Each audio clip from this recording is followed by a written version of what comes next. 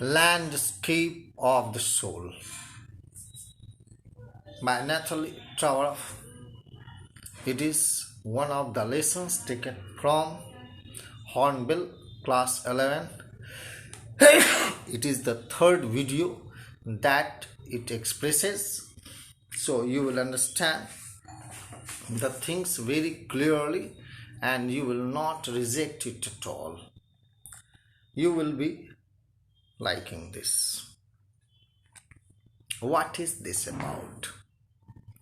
This is about a wonderful old story. Whose story it is? It is the story of Udaoji. When did he live? He lived in the 8th century.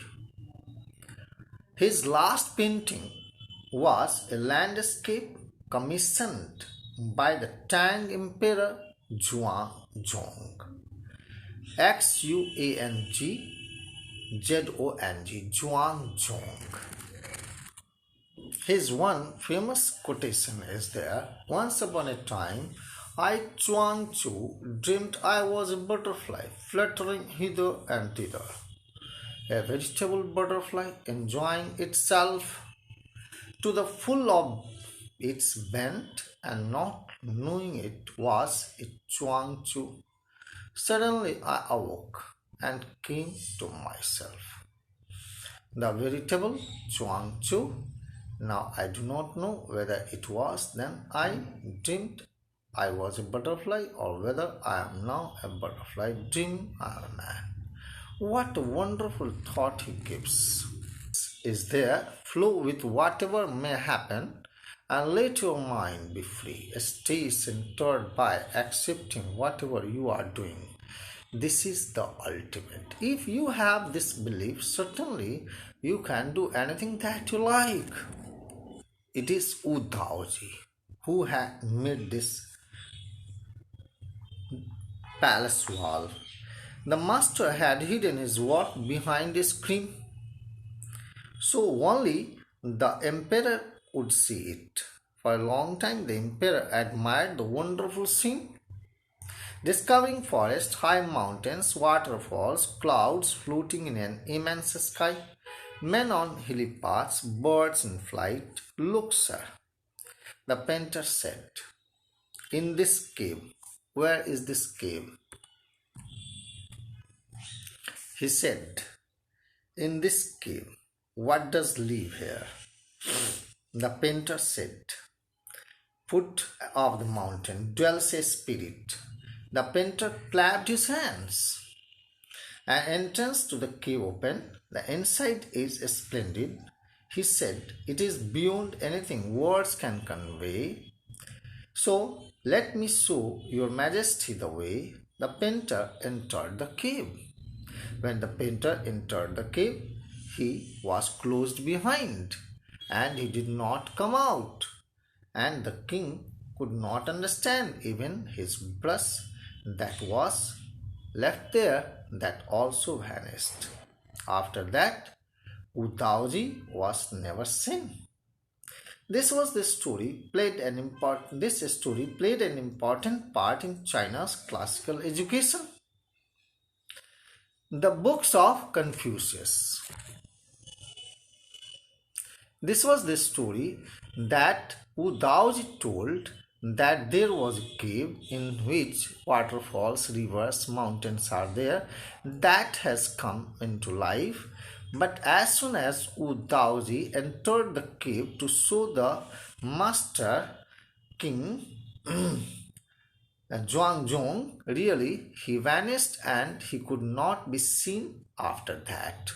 Really, it was a matter of strange that really baffled the king and he could not understand. And then stories played an important part in the lives and classical education of China. The books of Confucius and Zhuangzi are full of them. They help the master to guide.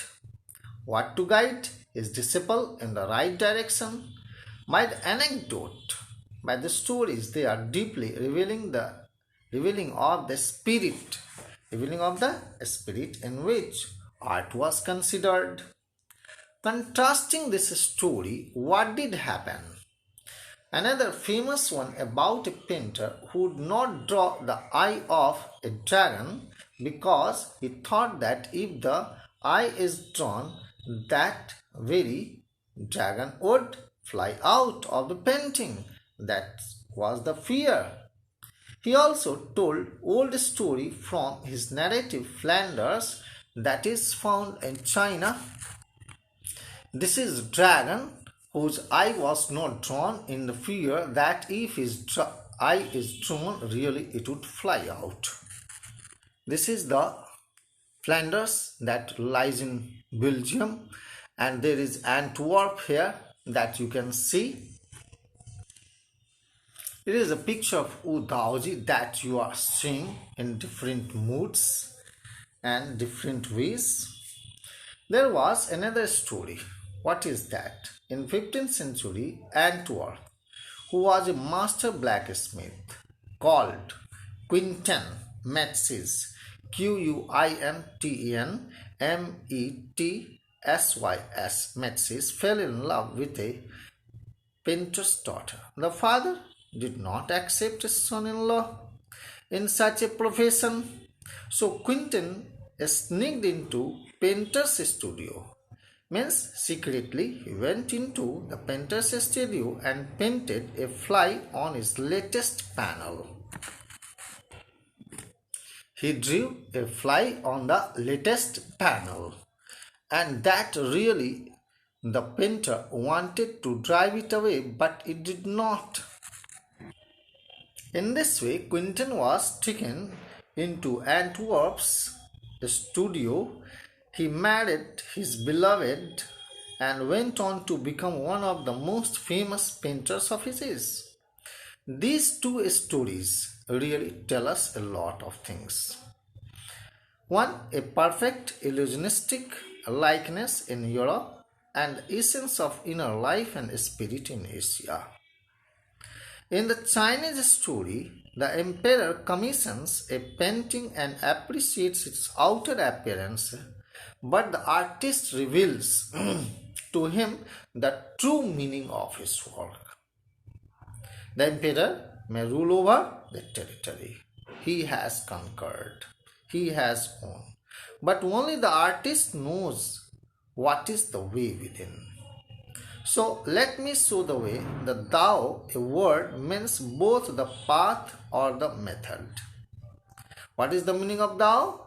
Both the path or the method and the mysterious works of the universe. Here, the painting is gone, but the artist has reached his goal beyond any material appearance. Means no one could see what did happen to him. A classical Chinese landscape is not meant to reproduce an actual view, as would a Western figurative painting. Whereas the European painter wants you to borrow his eyes and look at a particular landscape exactly as he saw it from a specific angle. Means they see something from a specific angle. The Chinese painter does not choose a single viewpoint. His landscape is not a real one.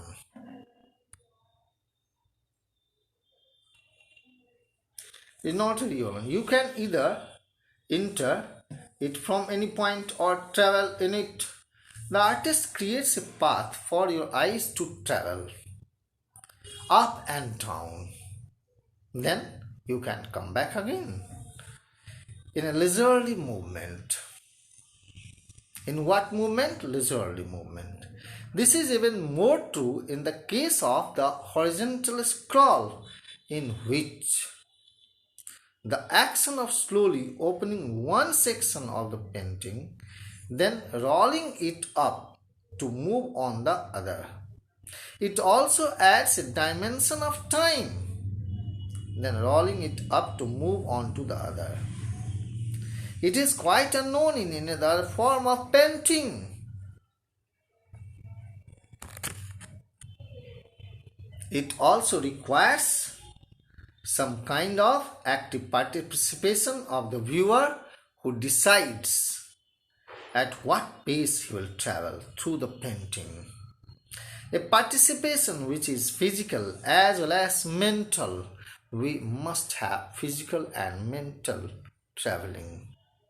The Chinese painter does not want the viewer to borrow his eyes. He wants him to enter his mind. The landscape is an inner one. That is a spiritual one. That is a conceptual space that it gives. This concept is expressed as san shui. What does it mean? It literally means mountain water, which used together to represent the world landscape, more than two elements of an image. These represent two complementary poles that reflects the Taoist view of the universe. Mountain is yang and yin is the water. So interaction between both of them is feminine and universal energy, and its counterparts yang, active and masculine. So it is of course a fundamental notion of Taoism. What is often overlooked is an essential third element. What is that? It is compared with the yogic practice of pranayama. That is breathe in, retain, breathe out. The suspension of breath is the void where meditation occurs. So here it tells about the importance of the white unpainted space in Chinese landscape. And in this way, he also wants to tell us about all those things that really happened. It is the scene of the rock garden that is found in Chandigarh, which is just built by Nick Chand, who is the director of this garden. Really, when French painter Jean Dubuffet mooted the concept of art bread in 1940s, and until visionary was minority interest, really at the time there was nothing like this. Here you can see that things are made out of the recycled things that look so pretty. Even those who are not well trained in art and painting, they can also draw these things, and that was the concept for making these things.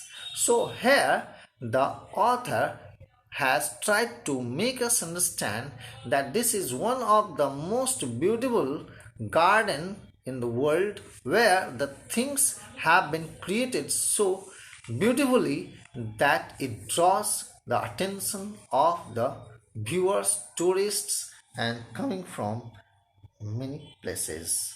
So here I would like to tell you that what did happen here. The Swiss Commission for UNESCO will be honoring him by way of European exposition of his work. The 5-month interactive show Ream of Nick Chand, beginning October, will be held at leading museums in Switzerland, Belgium, France and Italy. The biggest reward, what is that biggest reward? Is walking through the garden and seeing people enjoy his creation. Nick Chand says. Means here Nick Chand knows that his real contribution is to make the viewers or tourists come and visit this very place. Very well. Thank you children. Thank you students for watching this video.